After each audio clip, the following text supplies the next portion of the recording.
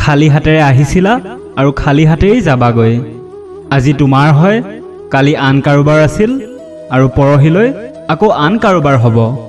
তুমি যাক নিজৰ বুলি ভাবি আত্মহাৰা হৈ আছা, মাথোন তোমাৰ এইটো মিছা আনন্দই হৈছে তোমাৰ সকলো দুখৰ মূল কাৰণ। পৃথিৱীত যেনেকৈ জলবায়ুৰ পৰিৱৰ্তন হৈ থাকে, ঠিক একেদৰে আমাৰ জীৱনতো সুখ দুখ অহা যোৱা কৰি থাকে। যেনেকৈ পানীৰ দ্বাৰা জুইক শান্ত কৰা হয়, ঠিক একেদৰে জ্ঞানৰ দ্বাৰা মনটোক শান্ত কৰি ৰাখিব লাগে। তোমাৰ ভিতৰৰ বেয়া গুণবোৰৰ বাবে তোমাৰ মহত্ব কম হৈ নাযায়, মাথোন যিমান পাৰা সোনকালে সেইবোৰৰ পৰা মুক্ত হ'ব লাগে তুমি, আৰু সংসাৰৰ ভাল দিশবোৰৰ ফালে আগবাঢ়ি যাব লাগে। যদি তুমি কাৰোবাক সৰুকৈ দেখিছা, তেন্তে তুমি তেওঁক হয়তো দূৰৰ পৰা লক্ষ্য কৰিছা, নহ'লে তোমাৰ ভিতৰৰ অহংকাৰৰ পৰা।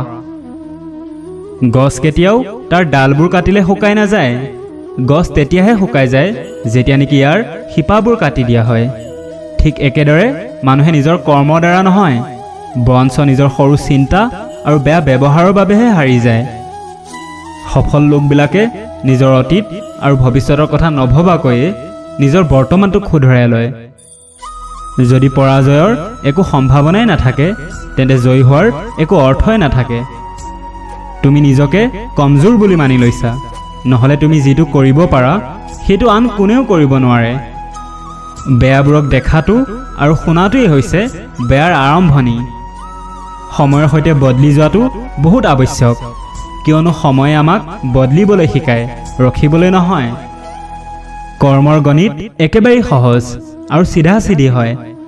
ভাল কৰিলে ভাল হ'ব আৰু বেয়া কৰিলে বেয়া হ'ব। তুমি ভাল কাম কৰিলেও মানুহে তোমাৰ বিষয়ে বেয়াবোৰকেই মনত ৰাখিব। গতিকে মানুহে কি ক'ব এইবোৰৰ বিষয়ে নভবাকৈয়ে তুমি নিজৰ কৰ্ম কৰি যোৱা। যি তুমি পাই আছা সেয়াই তোমাৰ বাবে বহুত ভাল। এয়া তুমি নাজানিব পাৰা, কিন্তু দিয়াজনে বহুত ভালদৰে জানে।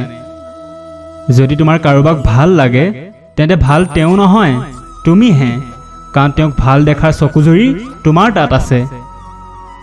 জীৱনত যিকোনো সম্বন্ধৰেই কোনোদিনে বেয়া ব্যৱহাৰ নকৰিবা তুমি, কাৰণ সম্বন্ধটো বহুত পাবা তুমি জীৱনত, কিন্তু এজন ভাল মানুহ কেতিয়াও নোপোৱা তুমি বাৰে বাৰে জীৱনত। দুৰ্বলজনে তেতিয়াই ৰখি দিয়ে যেতিয়া তেওঁৰ ভাগৰ লাগে, আৰু বিজেতাজনে তেতিয়াহে ৰখে যেতিয়া তেওঁ বিজয়ী হৈ যায়। মানুহে কয় যে নিজৰবোৰৰ আগত আমি সদায় মূৰ দোৱাব লাগে, কিন্তু যিবোৰ আমাৰ প্ৰকৃততেই নিজৰ হয়, তেওঁলোকে আমাক কেতিয়াও মূৰ দোৱাবলৈ নিদিয়ে, কেতিয়াও আমাক তল পৰিবলৈ নিদিয়ে। জোখতকৈ বেছি চিধা হোৱাটো ভাল কথা নহয়, কাৰণ জংঘলত সদায় প্ৰথমে চিধা গছবোৰকেই কটা হয়। ব্যক্তি বা যিকোনো জীৱৰ কৰ্মই তেওঁৰ ভাগ্য নিৰ্মাণ কৰে। তুমি জীৱনটোৰ পৰা একোৱেই শিকিব নোৱাৰা যদি তুমি সদায় নিজকেই শুদ্ধ বুলি ভাবি থাকা। জীৱনত আমি ইমানখিনিতো সংঘৰ্ষ কৰিবই লাগে যে আমি নিজৰ ল'ৰা ছোৱালীৰ আত্মবিশ্বাস বঢ়াবলৈ যাতে আনৰ উদাহৰণ দিবলগীয়া নহয়। মোক বুজি পোৱাৰ কেৱল এটাই উপায় আছে, আৰু সেয়া হৈছে মোৰ ভক্তি। মোক বুদ্ধিৰ দ্বাৰা কোনেও বুজিব নোৱাৰিলে আজিলৈ। যদি অলপ চেষ্টা কৰা যায়, তেন্তে আমি নিজৰ অশান্ত মনটোক অতি সহজতেই নিয়ন্ত্ৰণ কৰিব পাৰোঁ। জীৱনৰ আধা দুখ এইকাৰণেই জন্ম লয়, কিয়নো সেইবোৰতকৈ আমাৰ আশাবোৰ বহুত ডাঙৰ। এই আশাবোৰক এবাৰ ত্যাগ কৰি চোৱা তোমালোকে, জীৱনত সুখেই সুখ হ'ব তেতিয়া। আত্মা সদায় অমৰ, সেইকাৰণে মৰাৰ চিন্তা তুমি একেবাৰেই নকৰিবা। এইটো মোৰ, সেইটো তোৰ, সৰু ডাঙৰ, আপোন পৰ, এইবোৰ সকলো আঁতৰাই দিয়া তুমি। তাৰপিছত দেখিবা সকলো তোমাৰেই হয়, আৰু তুমিও সকলোৰে। আত্মাই পুৰণা শৰীৰটোক এনেকৈয়ে এৰি দিয়ে, যেনেকৈ নেকি মানুহে পুৰণা কাপোৰযোৰ বদলাই এযোৰ নতুন কাপোৰ পিন্ধে। মূৰ্খই জ্ঞানীজনৰ পৰাও একো শিকিব নোৱাৰে, আৰু জ্ঞানীজনে মূৰ্খৰ পৰাও শিকি লয়। নৰকৰ 3খন দুৱাৰ আছে, বাসনা, খং আৰু লোভ। ভগৱান প্ৰতিটো বস্তুতেই, প্ৰতিটো জীৱতেই বিৰাজমান। জীৱনৰ এই যুদ্ধত নিজেই কৃষ্ণ আৰু নিজেই অৰ্জুন হ'বলগীয়া হয়। সদায় তুমি নিজেই নিজৰ সাৰথি হৈ জীৱন নামৰ এই মহাভাৰতৰ যুদ্ধখন তুমি যুঁজিবলগীয়া হয়। আমি একো নকলেও তেওঁ শুনা পায়, আৰু সেইকাৰণে তেওঁৰ নাম পৰমাত্মা। আৰু তেওঁ একো নকলেও আমি শুনিব পাৰিব লাগে, আৰু ইয়াৰ নামেই হৈছে শ্ৰদ্ধা, ভক্তি।